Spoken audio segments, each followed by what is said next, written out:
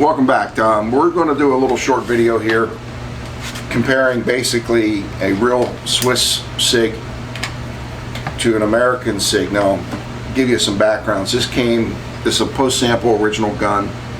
Came out of a Wisconsin DA's office. I bought it from one of their investigators through the office. This is a Gen 1 SIG 556 that I put the Gen 3 stock assembly to get the Swiss style stock on it. It came with the M4. This one has an aim point on it. This one just has the standard diopters. Of course, the difference, there's a magazine difference. We're only going to fire, each guy's going to fire 10 rounds out of each magazine. This uses a Swiss mags. This uses the M16 mags. Now, since we already filmed and I know what's going to happen, you're going to see Stan have a little bit of trouble inserting this mag. This mag is pretty well worn out, and when it's empty it locks right in, but when it's full, because there's a little bit of spreading right here, the rounds sit up a little higher, so you actually got to push in, you're overcoming the spring tension. But these are range mags. I shoot the crap out of them. Anyway, we're going to have these guys out in the range in a few seconds. Alright, what we're doing here is a real quick video. We're going to let Dave and Stan here see the difference between a real SIG 551 and an Americanized 556. This is only on semi-automatic. I plan on doing a full video on the Select Fire 551 down the road. But I just wanted to let them try it since Dave was kind enough to shovel us through the snow. Alright, Stan, go ahead. 10 rounds.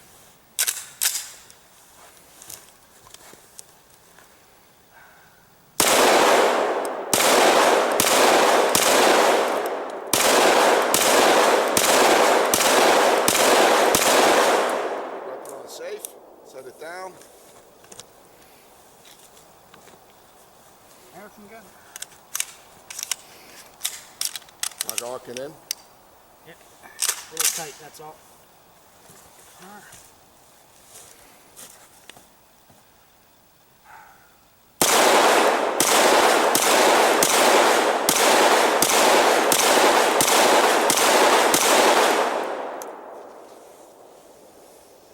It's the Swiss one first.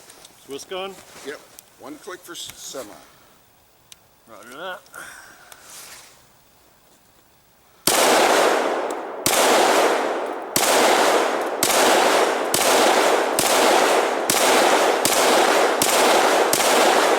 Locked open. Set it down. Open. Set it down. The American gun? Yep.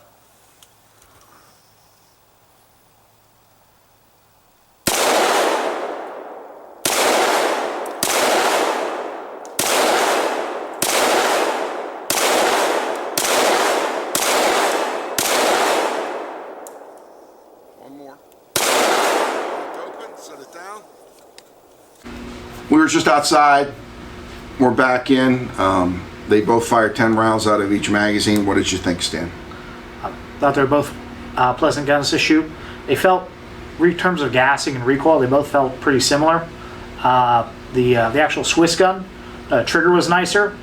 It felt like, in terms of that sense, it seemed like it was a little more polished than the American gun, but otherwise, though, they're both nice rifles. Had fun shooting them. Now, you did have trouble loading the magazine in this one. Yes, yeah. And the Swiss gun uses a tilt lock system. Exactly. So, yeah, even with issues with the mag or whatever, if the mag's in, the mag's in.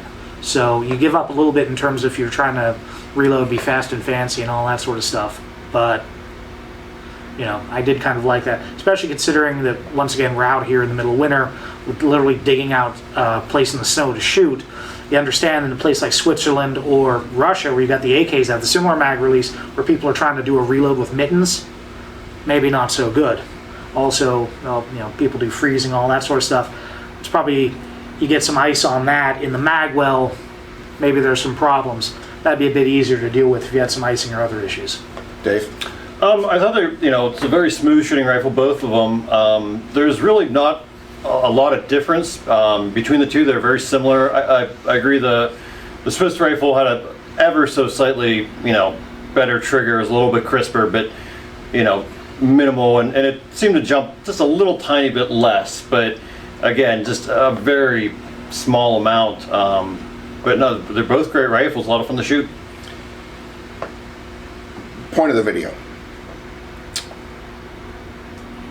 This is easily about as good a clone of a military rifle as I've run across. I mean, you can say that the semi-automatic AR-15,